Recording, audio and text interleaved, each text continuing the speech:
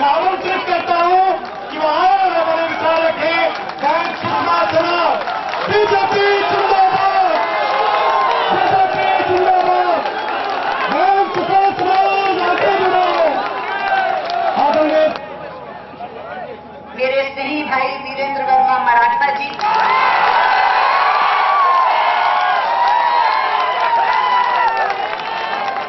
Rally के मुख्य अतिथि भारतीय जनता पार्टी के राष्ट्रीय अध्यक्ष आदरणीय भाई नितिन गडकरी जी,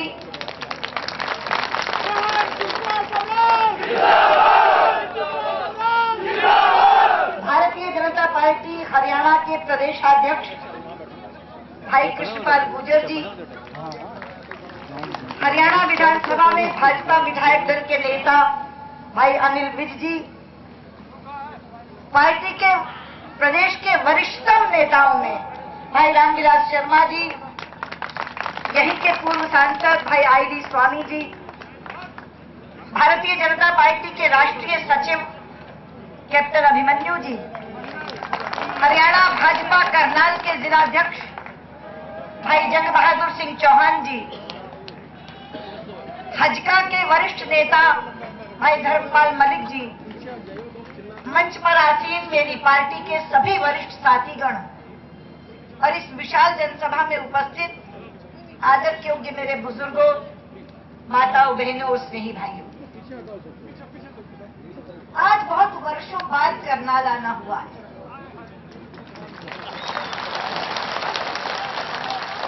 मैं महसूस कर रही थी सभी पुराने कार्यकर्ता जब मिले कि जो जवान थे वो बूढ़े हो गए, जो बच्चे थे वो जवान हो गए।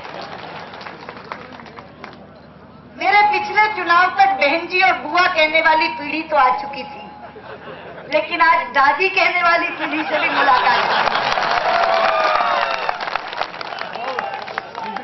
मन अभिभूत है मित्रों, मन अभिभूत है। मंच पर बैठे बैठे स्मृति पटल पर बीसियों चीजें आ रही थी। सुबह जब दिल्ली से चलने लगी तो धुंध छाई हुई थी, थोड़ी थोड़ी बूंदाबांदी भी हो रही थी। बेटी ने बाहर आकर कहा, मां मौसम खराब है, ऐसे में रैली कैसे होगी?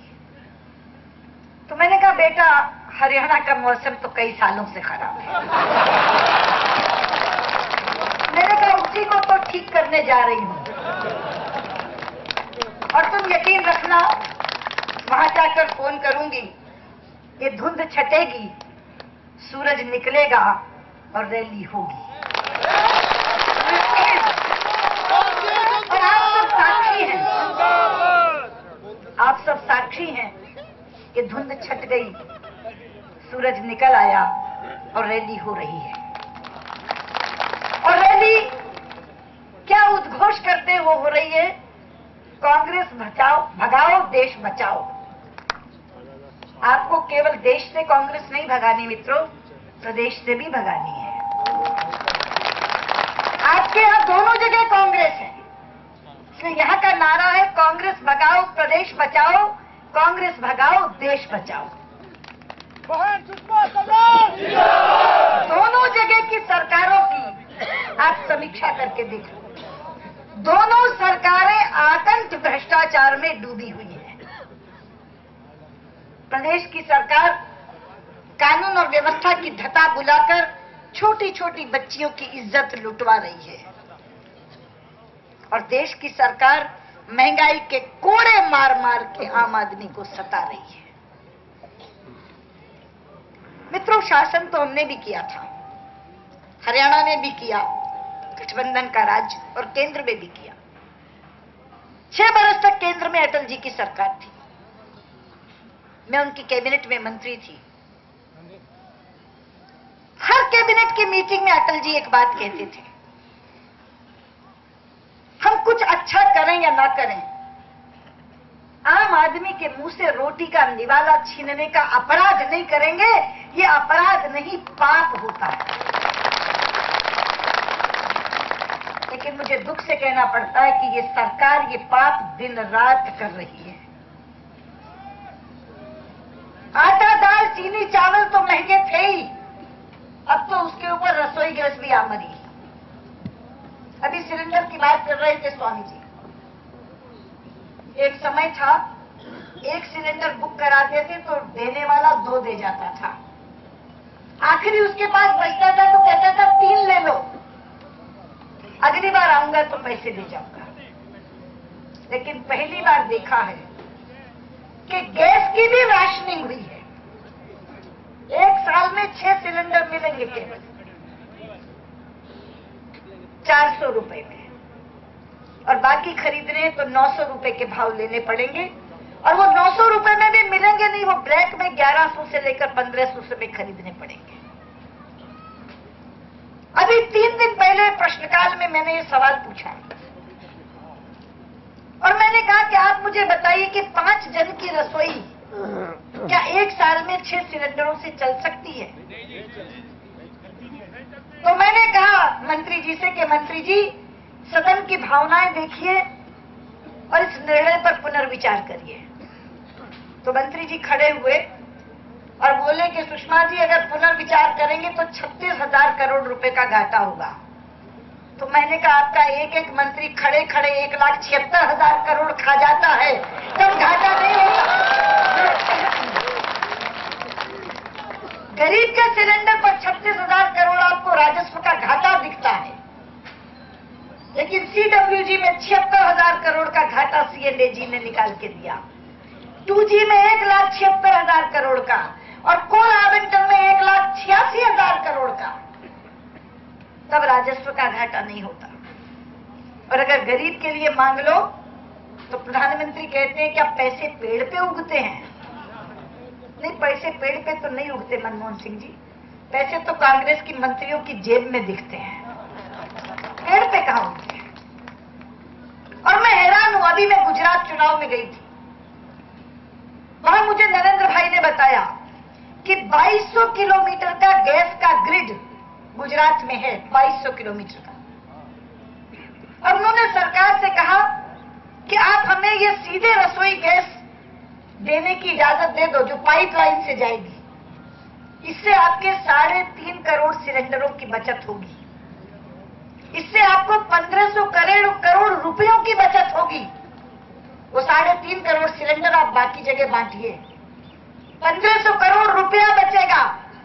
लेकिन इस सरकार ने उन्हें इजाजत नहीं दी सीधे गैस सप्लाई करने की, क्योंकि सेरा नरेंद्र मोदी के सिर बंध जाता, ये कांग्रेस के लोग कैसे बर्दाश्त कर सकते।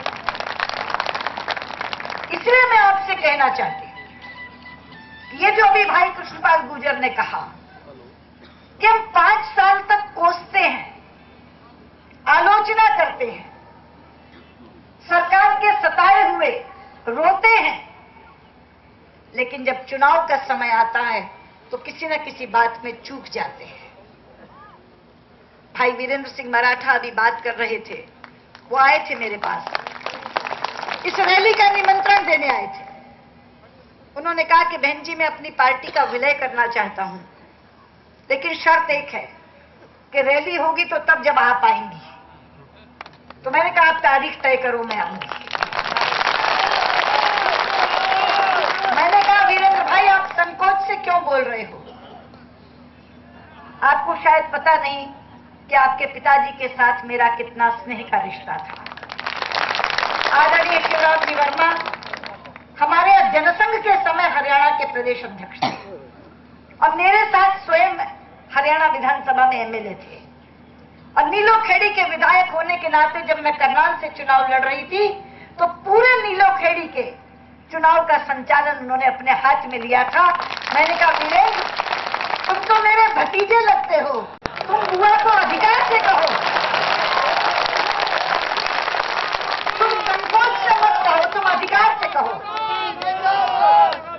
तो उन्होंने कहा नहीं, आपका सत्र चल रहा है, मैं इसलिए कह रहा हूं। तो मैंने कहा सत्र के दौरान भी शनिवार रविवार आता है, तुम किसी रविवार को रख लो, मैं आ जाऊंगी। और आज 16 दिसंबर का दिन है। ये कितना बड़ा संगम आज इकट्ठा हुआ है। ये तो मैं वीरेंद्र जी को बधाई देना चाहती हूं एक बात की, कि इन्होंने अपने वंश का इतिहास निकाल के रखा हमारे साथ। अपने यहां तो रोड जाति कहते थे, रोड जाति। कहते थे, शिवराम वर्मा जी को भी हम ये कहते थे, रोड़ों के बहुत बड़े मुखिया हैं। जब किसी ने मुझे कहा कि वीरेंद्र वर्मा मराठा उनके बेटे हैं, तो मैंने उस दिन इनसे पूछा, भैया ये मराठा कैसे हो गए? तो उन्होंने कहा हो नहीं गए थे। तब उन्होंने बताया कि मैंने पूरा इतिहास निकाल कर देखा। जब पानीपत की तीसरी लड़ाई हुई थी और मराठे यहां आए थे, हम उनके वंशज हैं, मराठा हमारे पूर्वज हैं, छत्रपति शिवाजी हमारे प्रेरणा पुरुष हैं। तो मैंने कहा बात तो सही कह रहे हो, शक्ल सूरत तो उन्हीं से मिलती है।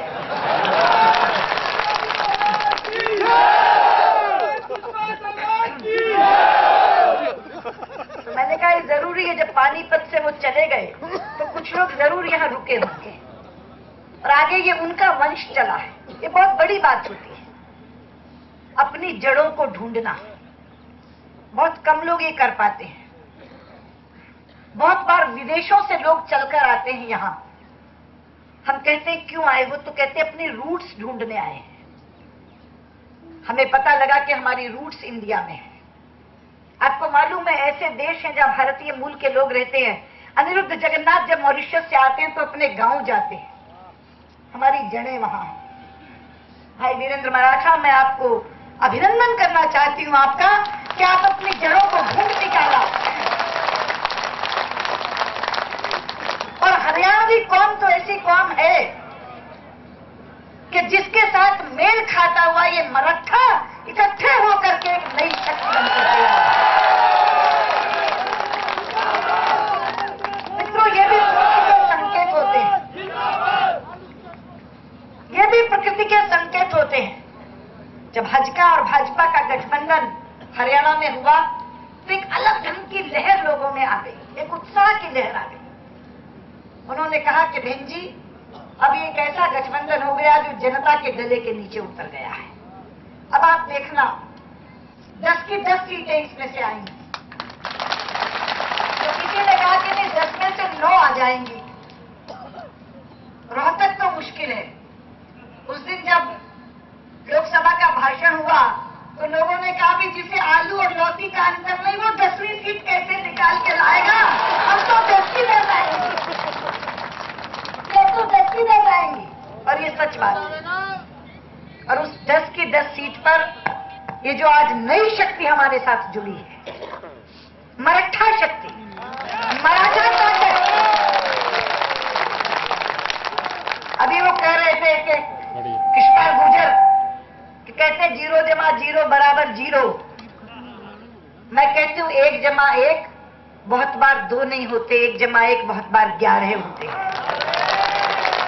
और ये जो बता देना मैं तो विदिशा से जीत के आ जाऊंगी तो 11 हो ही जाएंगी। तो ये इतिहास रचना है कांग्रेस भगाओ देश बचाओ में, क्योंकि पहले चुनाव लोकसभा का आएगा और जरूरी नहीं है 2014 में आए, 2013 में भी आ सकता है। जिस तरह की हालत हो रही है आप देख रहे हैं, कभी एक चला जाता है, कभी दूसरा आ जाता है। एफडीआई पे आपने देखा ना, विदेशी पूंजी निवेश पे किसी ने कहा जी यहां तो सपा और बसपा दोनों ने वॉकआउट किया, लेकिन राज्यसभा में तो बसपा ने वोट दे दिया। तो मैंने कहा भैया रिटेल ट्रेड पे चर्चा थी ना, रिटेल की खरीदारी में जितनी जरूरत होती है आदमी उतनी खरीदता है। तो यहाँ इनका काम दोनों के बहिर्गमन से चल गया तो उतना खरीद लिया, और वहां जरूरत ज्यादा की पड़ गई इसलिए कहा कि वोट साथ दे दो। तो रिटेल का सौदा हो रहा है। अब ये रिटेल का सौदा कब तक चलेगा कोई कह नहीं सकता। मुझे तो मध्यावधि चुनाव होते हुए दिखाई देते हैं, और जितनी जल्दी चुनाव हो और जितनी जल्दी इस सरकार से छुटकारा मिले उतनी जल्दी इस देश का कल्याण होगा। मित्रों, ये मैं कहना चाहता हूं। इसलिए आपका ये नारा कांग्रेस भगाओ देश बचाओ, ये बहुत जल्दी आपके सामने आने वाला है, बहुत जल्दी आपके सामने आने वाला है। लेकिन हरियाणा के लोगों, प्रतिज्ञा कर लो, एक भी सीट कांग्रेस की झोली में नहीं जानी चाहिए। एक भी सीट, 10 सीटें लोकसभा की हैं, और जब जब हम लोगों ने समझौता किया है 10 की 10 सीटें भारतीय जनता पार्टी वाले गठबंधन को मिली है। इस बार भी 10 की 10 सीटें लेकर लोकसभा में आप एनडीए की सरकार बना बनाओगे, कांग्रेस भगाओगे, देश बचाओगे। बहुत बहुत धन्यवाद। नमस्कार।